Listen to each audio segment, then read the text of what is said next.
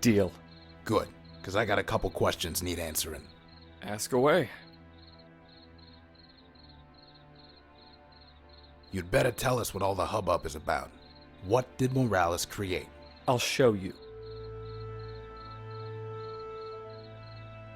Using the lab's super collider, Dr. Morales discovered a new type of twin particle. The particle always comes in pairs, a positive and a negative, yin and yang. Bound together, they form the substructure of the electron.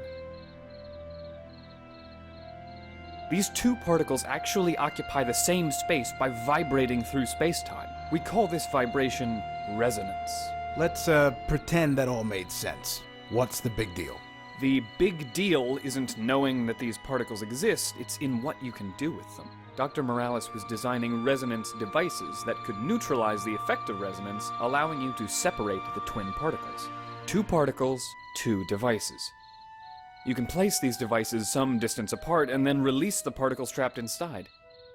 The particles instantly snap back together, collide in the exact center, and release a large amount of energy.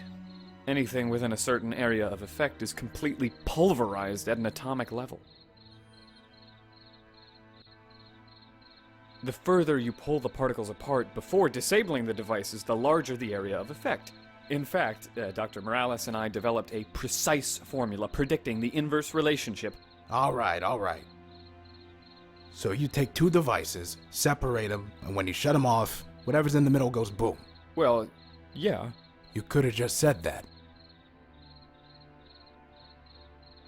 So what's in this vault? I didn't even know of its existence until earlier today, so I can't be sure. But I'm guessing it's a repository of all his research into resonance particles, including his designs for the resonance devices used to separate them. Maybe even prototypes. Whatever is in it, it's dangerous in the wrong hands. And now that Dr. Morales is dead, it's just out there waiting to be found. But we're gonna be the ones to find it.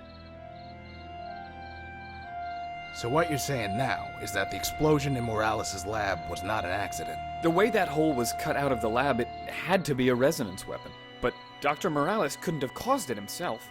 An event of that size would require two very precisely placed devices miles apart with the lab in the center. This was no accident. So what would a resonance weapon look like? Dr. Morales was designing these resonance devices for peaceful applications. But weaponizing them would be fairly simple. The devices would be pretty small, softball size maybe. By placing a device on either side of a target, calculating the distance required to achieve the intended area of effect, and synchronizing their release with some kind of radio detonator. Or cell phone. Sure, or a cell phone. You could take out anything you wanted to. So I could place resonance devices, say, in a doorway, and vaporize someone's heart as they walk through. Well, it's not technically vaporizing. Or pull them farther away and erase a whole building from existence. I suppose. If I mounted these things on planes or satellites, just how big could you make this blast? There's no theoretical limit. My God. So this vault has to be destroyed. What? No! Unlimited destructive power. Are you kidding me? No, that's only if the technology is used incorrectly. Anna, your uncle wanted these resonance particles to bring about a new age of peace and human prosperity. Imagine it. Unlimited clean energy, faster than light travel, instant communication over unlimited distances. This was your uncle's dream.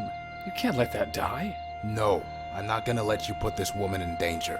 Or did you already forget that someone tried to kill her tonight? Enough! All this talk is pointless unless we find the vault before the people who killed my uncle do. My uncle left this task to me with his last words. So whether we destroy the vault or make sure the research gets into the right hands, the choice is mine. Is there a problem with that?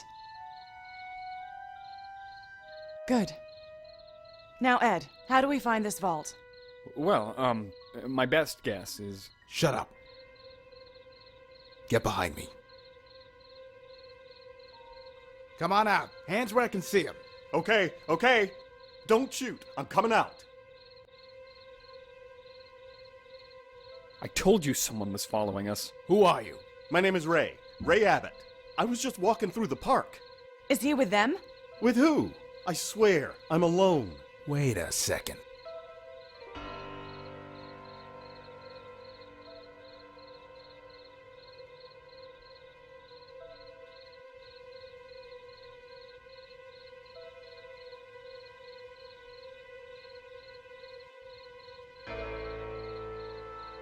You walked by us in the hospital. Were you listening to us there, too? Okay, look, I'm a journalist. The Abbott Post, online. I was at the hospital working on another story, and I heard the two of you talking about this vault and how the police may be involved. I smelled the story, so I followed you guys. Ray Abbott! I've seen his picture in the news. You're the guy who wrote that story about the vice president. One and the same. Great, a fucking blogger.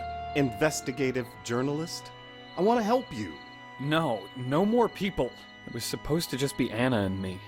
Well, I guess if I can't stick around, I could just run with what I've got so far. You son of a bitch. Look, you don't know it, but you need me. Yeah, right. You need information, right? Well, that's my bread and butter. I have contacts, people who live under the radar. You need to know something, they can get it. Crooks, you mean? I've exposed more bad guys than you ever will. Now look here. No, he's right. We need his help. You sure? Yes, and if there is corruption in the police force, we could use his blog to help expose it. It's not a blog. It's a reputable news source. I swear to God, if you step out of line... I get it. You can trust me. The day I trust a muckraker like you. Guys, we're not gonna get anything done tonight. There's a motel on the corner. Let's cool off, get some rest, and think about our next move. We'll regroup right here in the morning. Agreed.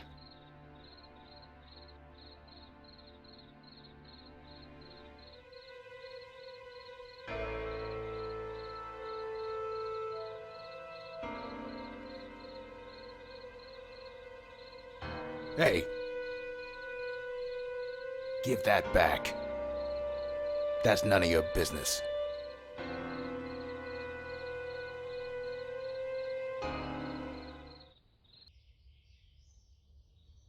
All right, let's go over this plan. Ed? To find and open Dr. Morales' vault, we need 3 things. 1. The vault is most likely hidden somewhere inside Juno Laboratories. My guess is it's in one of the many underground tunnels. So, we'll need a blueprint of the lab. Blueprints of all major buildings are on file in the city archives, which is in the police administration building.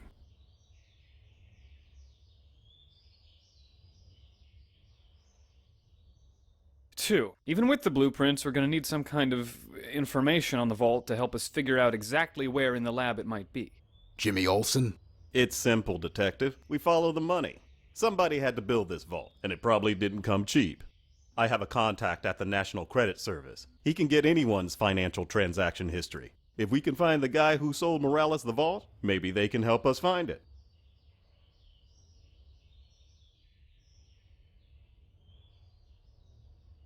And 3, we need to figure out how to open the vault.